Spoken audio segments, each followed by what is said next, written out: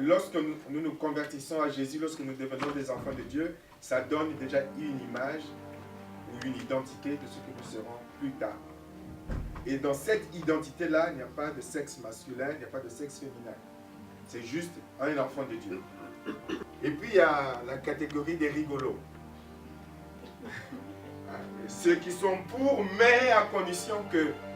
Ça, c'est la catégorie des rigolos que je ne respecte pas du tout. Donc, c'est déjà vraiment une insulte de penser que Dieu ne puisse pas utiliser les femmes parce que c'est des femmes. Enfin, dans les conditions. Là, je viens sur cette troisième catégorie des rigolos.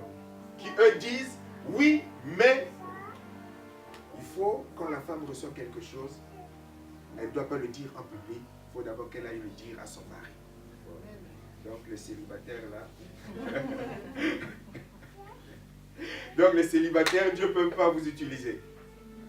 Dieu ne peut pas vraiment se servir de vous dans l'église. Donc vous voyez, il y a ce contrôle-là. Il y a des hommes qui considèrent encore dans leur subconscient les femmes comme étant inférieures. Bien qu'ils soient chrétiens, la femme est inférieure. On va régler des problèmes dans le couple. Dit, mais toi, chez moi, chez nous, la femme n'a pas le droit. La femme me dit, mais tu n'es plus chez toi, tu es un enfant de Dieu. Et un enfant de Dieu, il sort de la tradition, il sort de la culture. Il va au-delà. C'est ta sœur en Christ, celle que tu tapes là, c'est ta sœur en Christ. Amen. Est-ce qu'un corps, un seul corps, a plusieurs nationalités? Non. Il n'y a plus non plus ni esclave ni libre. Pourquoi? Parce que nous sommes tous dans le Maître. Amen. Amen. Lui qui est libre, lui qui a obtenu la liberté pour nous tous. Nous sommes libres parce que nous sommes en lui. Et si nous sommes encore en lui, il n'y a plus non plus ni homme, ni femme. Il n'y a que des fils. Nous sommes tous fils. Vous ne trouverez pas fille. Vous trouverez que fils, frère. Pourquoi? Parce que nous sommes en Christ.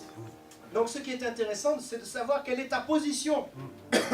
Quelle est ta position? Es-tu en Christ ou es-tu hors Christ?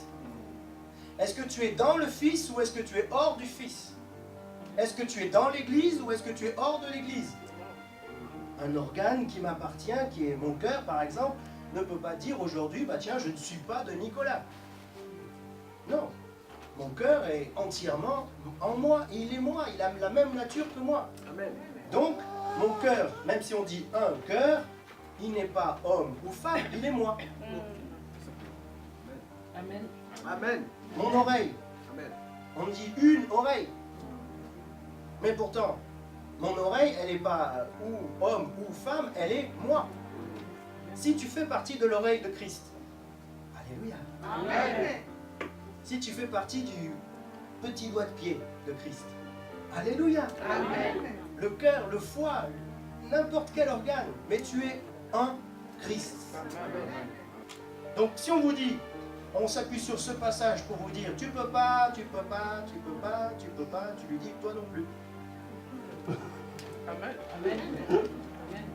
Parce que nous sommes tous fils. Amen. Quand Jean a eu la révélation dans le livre d'Apocalypse, l'église a été schématisée comme quoi?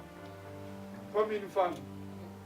Maintenant, nous sommes sur la terre et Dieu vient pour faire de nous des êtres célestes. C'est-à-dire que nous puissions porter les principes de vie du royaume en nous tout en vivant dans notre être naturel. C'est là où il y a souvent beaucoup de confusion. Amen. Qui ne sont pas matures, lorsqu'elles reçoivent le Seigneur en premier et qu'elles voient la chair de leur mari comme à l'œil nu parce qu'ils ne connaissent pas Dieu, un païen, c'est pas ça, veut dire qu'on ne le connaît pas. Elles vont manifester justement un esprit d'insoumission par rapport à la règle naturelle qui dit « Femme, soyez soumise à votre mari ». Et ceci prétextant le chef suprême qui est Christ. Amen. Est-ce qu'on se comprend? Voilà là où les problèmes souvent se posent. Amen. Une femme qui est illuminée, une femme qui sait certes qu'il y a la suprématie du céleste sur le naturel, mais il y a le respect des règles d'autorité que Dieu vient me donner, sera une femme qui ne peut pas mettre sa maison en danger parce qu'elle a reçu Jésus-Christ. Amen. Elle ne peut pas être dans la maison, elle va déveiller jusqu'au matin. Son mari ne sait pas du tout où elle est et elle dit Dieu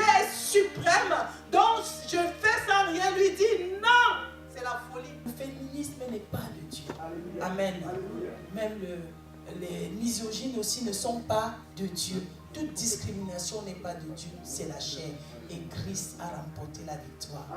Il a crucifié la chair. Amen.